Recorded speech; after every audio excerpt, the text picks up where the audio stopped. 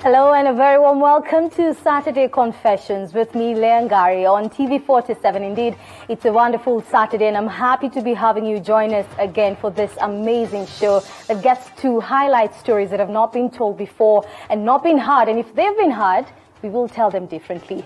Tonight's guest, we have decided to conceal his identity in the interest of protecting our sources. As TV47, we are very sensitive to our viewers, and where need is for us to conceal the identity, we will surely do that for the sake of protecting our sources. However, our guest tonight, he's a former drug peddler.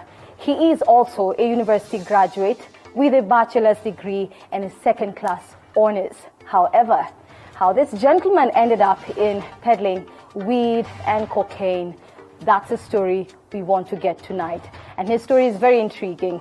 More of what happens with the young people when they're left idle and when they are not finding enough to cater for their needs, daily needs. And with us in studio is indeed our guest. Thank you so much for coming and sharing your story with us today.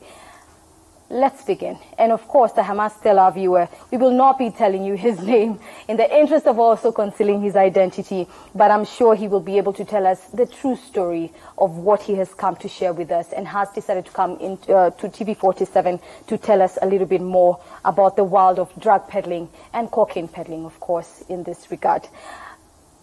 You are a graduate of university with a bachelor's degree. Got a second-class honors. Tell us about that. The thing is, I hustled school and everything, but I saw an opportunity kunikiuza drugs sababu mtu ungeza kumake a lot than a graduate. In no time, unaweza make hadi 5K, like a joke. Now, for example, a bag of coke unaweza get na 6,000. So you see, you've covered a CEO's almost salary in a matter of seconds. So a bag of weed is 500 to 1,000 depending on the grams. So hapo hivyo ndio nikaona yenyewe hata kama nimesoma all this, kuna mtu mwingine anamekiwa pesa ni kama amefunga macho. Na kuna venye ulikuwa unafanya hii kazi you used to do the business of selling CDs, DVDs and stuff like that. Kwa nini uliacha? Ni sababu the money I was making then and the money I found my friends making, the temptation was too much for me. Sasa nikajipata yenyewe niko kwa ile position, mimi niko na shop na honestly nikaona hapa afadhali nifanye hii kitu. Na unajua so I said Pablo did it, why not me? So he ended up doing whatever he did for his family, and I had a son, my son was young then, it was around 2015, he was just born. So I was really struggling and paying the rent and everything. We are living in a shanty, so I had to get out of myself out of the situation then. Where was your family at the time? My family, I rented a house, it was 1,500. So nikaona, I need to get them out of here because we didn't have much then.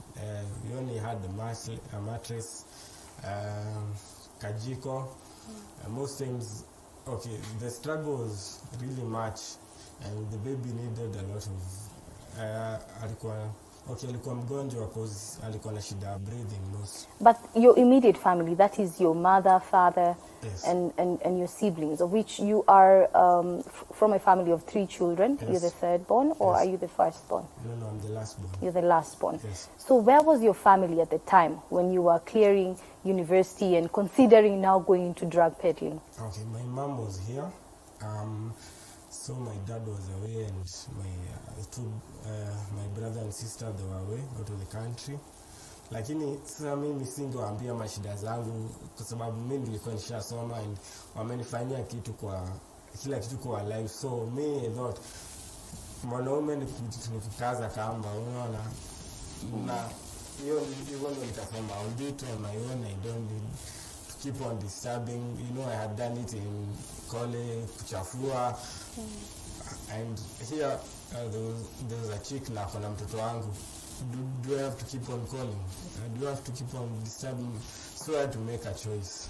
So hapo hivyo ndo nikaona the only thing I'll do ni the only thing I know, because I'd done it for a while, so I knew the life, I knew the risk, and you had done it for a while. Yes. So that means when you were in university, you were still peddling weed and cocaine. Weed in this case. Yeah, weed mostly weed. Alafu ilikuwa back in the day ilikuwa bush weed, ilikuwa 30 bob, and I knew people wenye walikuwa wanapata the more expensive one, shash. So this guy, my friend, alikuwa anaitwa Ethiopia. So he was the only one doing it in Nairobi back in the day. No, ni mtu mlikuwa naye uni? Tulikuwa naye uni, that's how I knew him. So alikuwa at least na pesa. I don't know why, but alikuwa tu na pesa. He used to do it largely because alikuwa anauzanga, hakuwa anafanya small scale. Alikuwa anafanya large scale. I think I don't know, he had somebody loaning him or they had a farm somewhere, but he used to get a lot. Na tulikuwa tunajuana sana, na alikuwa anaweza kunitrust. Okay. So umemaliza uni and now you're thinking of what next. You've started a small business and you decide I'd rather sell drugs than sell DVDs. Yes. Yeah? Because at least I know hapo nitaomoka haraka kuliko kushinda hapa hivi kushinda nikiban movies and everything. Kuna wasi wa copyright bado, license, I had them paid, rent, it was just too much for me, and then I didn't have a lot of clients, so I was really struggling and I had to feed my family, so it was a struggle. Okay. So now, in what year did you now go into full swing? Now I want to go into drug peddling, full swing. Now that was back July 2015. Hapo ndio niliamua kama mbaya. Hii ndio najua, hii ndio itanitoa kwa shimo. So hapo ndio nika-introduce huyu drug peddler mkubwa sana. Alikuwa anauzanga bush. So nikamwambia, by the way, umekuwa ukifanya something na hii kitu yako ni ya 250, but acha nikuonyeshe something, hata wewe utaekelea pesa na regret, na regret forever and ever, na I'm sure paka leo unikumbuka. So nikamwambia, mimi najua mtu anaweza kuletea kilo 5 na 75,000, but yeye haku understand what was this shash all about. So hapo ndio tuka-agree nimletee sample na watu wake wachome, ndio kwa sababu yeye achomangi, but watu wake wachome ndio wa sample wasikie. Nikamletea, watu wake wakachoma, wakaniambia sikia kitu kama hiyo. So it was very funny. Hapo na hapo sikuwa count pesa mingi hivyo, akanipea the first 75, akaniambia na kutrust, because I know nimekuwa nikikuuzia, but for somehow alinitrust na hiyo pesa, na mimi alinipea pesa mingi. So 75,000 cash ilikuwa a lot of money, na sikuishika pesa kama hiyo. Nikaona acha nisimuangushe, cause najua huyu atanitafuta na atanikata kichwa. Acha nimprovie, na labda hata mimi hapa nitapata opportunity. Kuna time your life was under threat ukiuza hizo drugs, labda umekosana na mkubwa wako? Yes, na hapo ndio nilidungwa kwa sababu nilikuwa ni transport, alikuwa amenipatia hizi bush tuko tunaziita vifagio, alikuwa amenipatia 300 pieces, nilikuwa nafaa kuzipeleka Mombasa. Kulikuwa na mtu huko alikuwa na connection huko, so niye bado ana supply huko. So mimi huyo nikachangamka, nikaenda kwa basi zile za Mombasa, juu mimi niko na disability a bit, so mimi I'm really convincing. So nikawaambia by the way, hizi ni za uncle yangu, na uncle yangu ako na shop huko, ni vitu za duka. So hakuwa na match, na mimi nikampea 200 like asinifanyie favor mkubwa. So the guy didn't ask so many questions. Hapo na hapo nikazifikisha Mombasa, kuzifikisha Mombasa. So the guy was really taking, na yeye alikuwa na other drugs, sababu pia alikuwa he was really into, lakini yako anapata good weed, but alikuwa anafanya drugs zingine. So hapo hivyo ndio alikuwa anafanya drugs kama gani? Cocaine, heroin, hizi pharmacist drugs zile za mental, so hizo ndio wanafanya sana, but cocaine ndio ilikuanga most alikuwa anafanya. So mimi hapo tukaongea na yeye, nikamwambia by the way naweza tafuta soko nikirudi hivyo, lakini tucheze chini ya maji. Hizi drugs mlikuwa mnatoa wapi? Okay, ilikuwa sisi tulikuwa middleman. Okay, mwenye nilikuwa nafanyia job alikuwa na connections za mashamba, so akona mashamba everywhere kwa alikuwa na make pesa mingi, so anapea different people to fanya the planting. So after the planting wanaleta sasa, inakuja Nairobi, lakini anafanya huko Nyanza, Kisumu, inatoka different places, inatoka side Isiolo, Ethiopia. So kuna watu wengi wako involved. It's a win-win situation. Wewe bora ukiweza kupanda yana shughuli, wewe bora ukiwa nayo atakupatia pesa. Yeye hataki kujua zile risk, wewe bora ufikishe. So ukizipata, yes, you're saying you were transporting to Mombasa. Yes. How many other places were you transporting this weed and all these other drugs to? Okay, so alikuwa ananipatia Mombasa, natoka Mombasa tunazifikisha Thika, bado alikuwa nasukuma huko Githurai. Alikuwa ameshikilia kama Nairobi mzima, ako na watu, ako na connections, the police, everyone, CIDs. As in, if you fuck with this person, they will really mess you up. Sorry for saying that. You can just use better language. So sorry. All right. So you're transporting this weed to, and na hiyo transporting business ilikuwa inaniletea pesa mingi, sababu akinipatia kama za 700,000, tuseme hizo, okay, estimation ya hiyo box mzima mimi nilikuwa na doni about 2.5 million to 700, mostly 800, 1 million. Nilikuwa najua hapo mimi nitapata 10k. Sasa mimi 10k kutoka hiyo pesa yote? 10k I was young and it was enough for me then. So nilikuwa na, alafu mimi sikuwa naulizwa tu maswali mingi, ilikuwa tu kufikisha, so mimi sikuwa na mind. Lakini ikafika point 2016 nikaona by the way nachukua so much risk, na hapa na making peanuts, let me do this on my own. So hapo hivyo ndio nikaamua, najua mtaa yangu yote kila mtu amenitambua kwa sababu I had really taken guys over there, so I had really made a name for myself. So people knew you. So people now you had a lot of networks at the time. Yeah, so I had a lot of guys from radio, guys from various institutions. You were just going and selling to different people. Yeah. So let's look, I mean, when you now, without even mentioning the institutions, yes, you know, what ages of people were you selling this weed and cocaine to? Okay, mostly from around, I didn't want kids, so because I know kids is trouble. So I mostly university from above, at least above 18. At least above 18, I know you're not a kid. Because I don't want to get trouble with your parents, now getting in trouble with your parents. Hapo pia mimi hapo, that is something else, that's another case. So hapo hivyo ndio nikaona cocaine iko na pesa mingi. So when did you fully go into cocaine? Because you began with weed, yes, and then you graduated to selling cocaine and weed at the same time. So yes, when did you go into selling cocaine? Hapo nikamalizia hapo December, after nika make connections na ule alikuwa naifanya on their own, so they didn't need me anymore. So nikaona hapana, hii kitu hata kama ni 50 bob, wacha ni graduate nifanye king size. King size ni 100 bob, so acha nifanye hiyo king size na bags za 6k. So huyo mtu alikuwa ananipea break ya 500k. So na break up, tuna break ma pieces, kuna venye inapikangwa nika process. So alikuwa ananifanyia, tunafanya kwake ako ka process. So in the middle of that, tunazifunga, to break to 6,000 bags, kabag kamoja ni 6k, so tunafunga bags mob. So ananigaia kama at least 20 for myself, so at least ni uze na huko mtaani.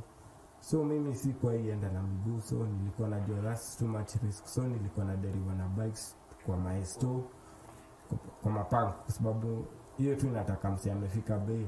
Ulikuwa unaogopa kushikwa labda na polisi hivi? Nilikuwa naogopa, but nilikuwa nimeshikwa mara kadhaa, at least hiyo 2016, and I knew okay, tuko sawa, so home I had security, and at least I knew those guys would back me up. But at least nilikuwa nataka mtaani, okay, huko mtaani wasi wa mtaani wajue tu ni weed, kwa sababu wasi wa mtaani wakijua ni something else, ni deal tu na clientele wako na pesa kufanya tu coke peke yake.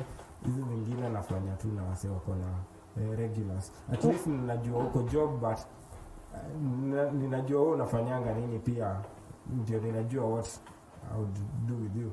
So, ni clientele wagani wenye walikuwa wanakuletea pesa mingi, like the ones who are really bringing in a lot of money for you? Okay, celebs mostly ninajuana nao, cause mostly wanaishi my store hapo karibu.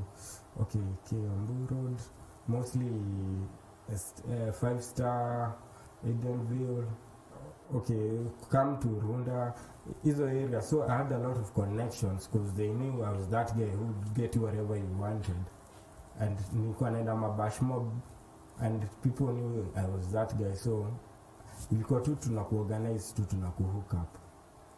Wow. Did you ever try these drugs yourself to see what effects they have? Yes, I did. Which drugs have you tried? Okay, mostly weed sana, because it made me calm. But okay, cocaine, I did it. Not so much of it, but it's something else. Hiyo high yake natumanga ukuwe ni kama uko sharp. High ya weed ama ya cocaine? Ya cocaine. Uko sharp na uko really focused. Always lala, as in ni ngumu sana ulale. Uko really, as in hata mtu mwenye anajaribu kunini, like your eyes are really open, hata si kama mera or something, but uko really focused. Sema it's a focusing drug. Na ukitumia cocaine, si kama ngoyo unajua na making mtu drowsy a bit. So that's why cocaine watu prefer sana. Okay, the rich, kwa sababu ni ngumu sana mtu hata ajue uko high on cocaine, sababu you look normal and your eyes aren't red. So hiyo ndio maana the rich prefer that than weed. Sababu okay, unaweza pata CEO anatumia hiyo na hakuna mtu ata notice. Uko really focused na huyo mtu analangi. Ako 24/7 ako on. Na akikosa anakuwa really crampy. Anakuwa na maasira zingine, unashindwa okay, huyo mtu venye unamjua si venye anakuwa na stress, anaanza hadi kuscratch mavitu, anajiscratch, iko na effects mbaya. So mtu lazima akuwe na pesa. All right. Now, I know that you were stabbed, yes, not once, twice, or thrice, but many times, yes, when you were trying to peddle this weed because of many people who are trying to compete with you. Yes. But right now, I want us to take a short break. And when we get back, I want us to just delve further into that, some of the risks and the things you've gone through. So right now, we want to take a short break. Saturday Confessions takes a short break right now, and we'll be back to delve further into his story. Remember, he has been stabbed a couple of times. Quite a very interesting story there. And I mean, what do I say? Everyone, even my director is of course very surprised to hear this kind of story. But don't go too far. We'll be back shortly with more on this interview. Welcome back. If you just joined us, you're watching Saturday Confessions with me, Leangari. We do apologize. A few technical hitches there, but we hope that we have actually resolved them. However, before we took a short break, we were talking to this gentleman. If I may just remind you, you can engage us through our social media platforms. That's TV47KE, throughout Facebook, Twitter, Instagram. And we want to hear from you. Also, just to give you a little bit of an update on the story that we are covering today, this gentleman is a former drug peddler. Of course, before we took a break, he was telling us a bit of a review of his life story from peddling a couple of drugs, from cocaine, also peddling weed and making lots of money. And now we just want to hear the fact that he has also been stabbed not once or twice, thrice, but many times while he's in this business of drug peddling. Tell me, when was the first time you were stabbed?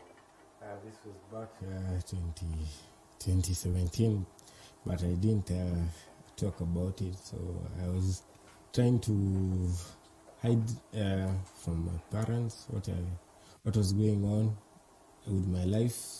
So mostly I was keeping a lot of secrets, and I know I'm in so much trouble, but I'm being honest because now I'm a changed man and coming out and saying all this. But what happened that time when you were stabbed? What happened? Where was so, it was in town, because there was an issue about there was some drugs that were taken. So the guy who had taken, so they thought it was me because I was the only one who was given access, but it was their cousin who had done it. So they cut me up on my with a knife on my stomach. So they're like, tuambie, tunataka kujua ni nani na tutambui, But I was an honest guy. I don't do. How did you survive that? It was really painful, but I had to hide it, So I knew a friend because I have connections. So there are doctors I do business with. So I take to them whatever they want. So they fix me up. So that's what happened. The second time? Yeah, the second time was last year, December. I know I lied about it. And I know I'm in so much trouble, but I had to because it was an incident. So somebody bagged me up with a chupa ya tea, and it was in a club, and so alinipata, and then akakuwa mse paka anakuja kunywa huku kwetu, as in ilikuwa like a house I'll take over. Mwambia mimi simtambui because I know him, he's a small time guy, so I don't do small time. So hata nikwambia even naweza ku-organize job manze, wache kufanya monkey business, ni introduce kwa the real stuff. Sababu hiyo stuff kwa nao ni mchezo tu. Wewe tu ni timer. So that nikatoka kwa hiyo club, nikaona sitaki mambo mob juu I was with a friend. So nikaona so he had invited me for a drink. I don't drink much. I hate alcohol. It makes me nipoteza. So mimi nichukua tu sana. So niko na prefer weed then. So nilikuwa nimechoma sana that day. So tukatoka club tukaenda next, so ka club kingine hapo. So wakaniambia acha nikubai hata kijaga tujonane in a long time, and then tunajuana sana cause mostly when I moved to Kiambu, he was among the friends I knew then, and one of my closest friends until today. So nikasikia njaa, nikatoka hapo nje, nikasema let me go have something to eat because sababu nasikia njaa. Sikuwa napenda tu train, nilikuwa namtoka tu, but I just go kwa amekunywa. So mi kutoka ndio tukapatana na hiyo genge. So like walikuwa na really nitafuta, so tukaanza kuongea.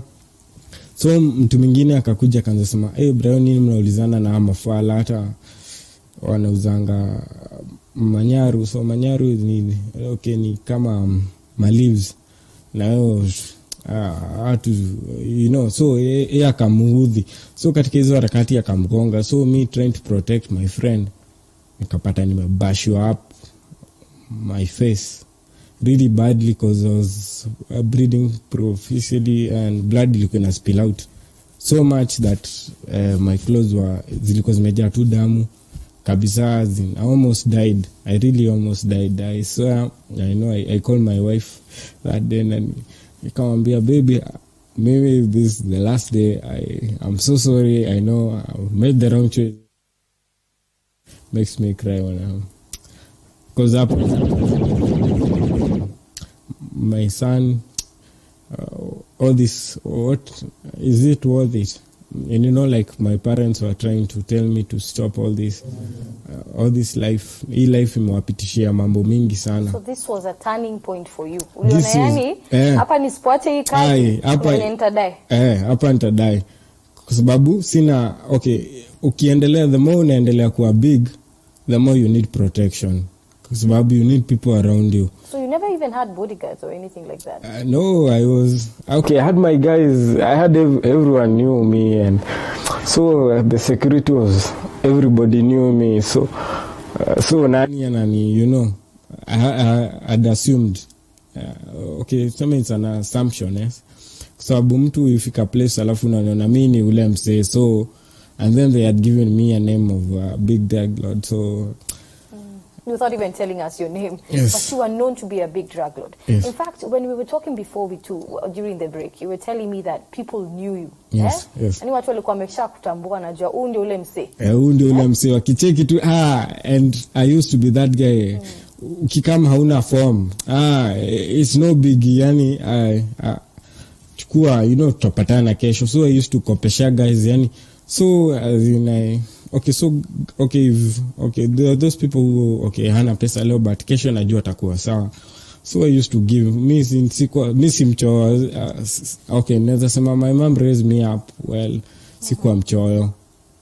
Na hiyo, naweza sema ilinisaidia kwa biashara kwa sababu if you, kwa biashara ukikopesha sana, you know, you get trust. Also people wanaku committing on you, sababu they see afadhali tu deal na nani, sababu at least hata miss kama siko sawa ananiokoleanga, you know. It wasn't a big problem because hata mi connections nilikuwa napata in large quantity, na kama pia mimi siko na pesa, kwa sababu sometimes ungeshikwa na cops, wamechukua pesa yote, wamekama, wamechafua, you know, bado mnafanya kazi pamoja but wanakugeuka at some point because you know you are the one who is making a lot of money and them they don't have you. So let's look at 2016. Yes. Or even 2017. Yes. If you look at the end of the year, how much did you have? I was making almost per month, like, let me give an actual figure. I don't know where the money goes, or I'm not sure, because I have a book, but I used to write. But I know I used to make like 50 to 100K, but I'm telling you, I don't know where the money goes. I used to spend a lot. I used to be a big spender. I used to buy stuff. If you look at now where you are, yes, the money you made through selling drugs, yes, do you have any of that money? There's nothing I've done with it. Honestly, looking at it right now, I wish, you know, there's nothing I used to spoil my wife. I used to take her to nice places. I used to be like, mimi msee, ngoja babe kuonyesha, unajua leo unadai kwenda wapi, you know, mtu hii tutampeleka swimming whatever. I used to come up, yani, as in, I know there is a guy who would be calling the K sahi hata, you know, the money wasn't a problem. All right. So it is until last year. Yes. Yeah. Yes. Where you told me the last incident of stabbing, where you almost lost your life. That was a turnaround for you. Yes. And from there, you actually decided you will not do drug peddling anymore. So, what are you doing now? What I'm doing now, right now, is art, mostly. A bit of blogging here, at least.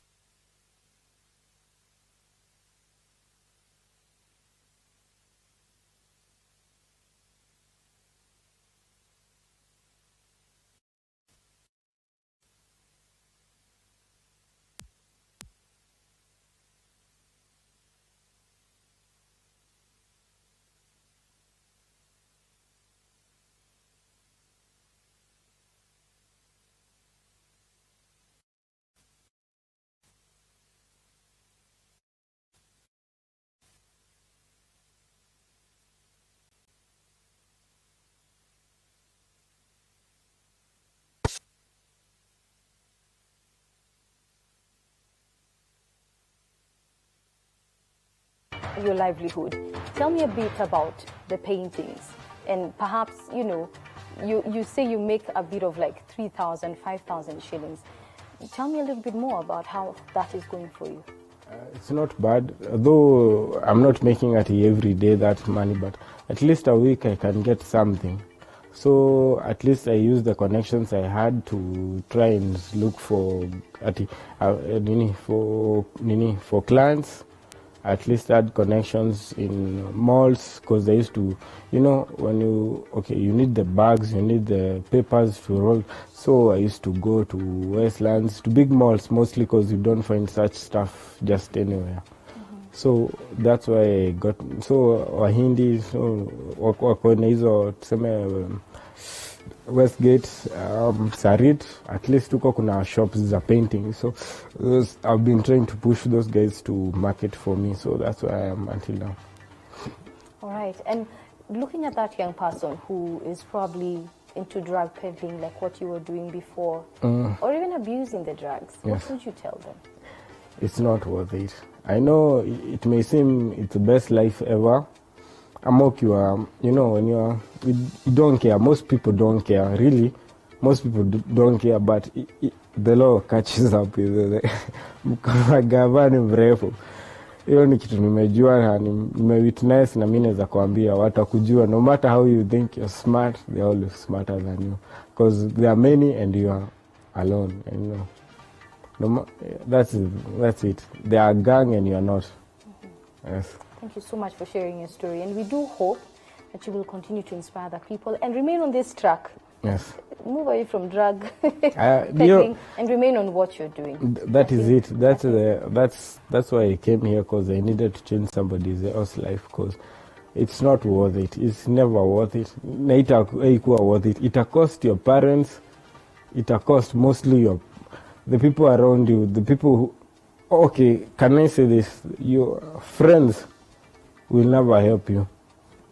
When ukishashikwa hapo, honestly, I've learned through this the hard way. Kuna huo beshti unadhanianga mnakuanga naye so close, atakutoka akisikia tu makara zikamadi kuona, na hata hana shughuli na wewe, but hakuna mtu atapia except mtu, your brother, your sister, or your father, or your mother. That's the only person that really matters. Na huo ndio unafaa usikize. Ukisikiza anybody else amekupoteza. And I'm being honest. All right. Thank you for sharing your story, and we hope you will continue to inspire other people. Thank you for coming. You're welcome. Well, that is our guest tonight. Of course, a very intriguing story there. We do apologize for the technical hitches here and there, but the story tonight has been a former drug peddler who has now reformed after having a near-death experience last year where he almost definitely lost his life because of being stabbed on the face, lost a bit of blood there. And what we are seeing is that he is now determined to remain on the course of reformation, and now he is a professional painter and he's not selling drugs anymore. And as you have heard, he believes that there's no one else who's closer to you than family. Do not depend on friends.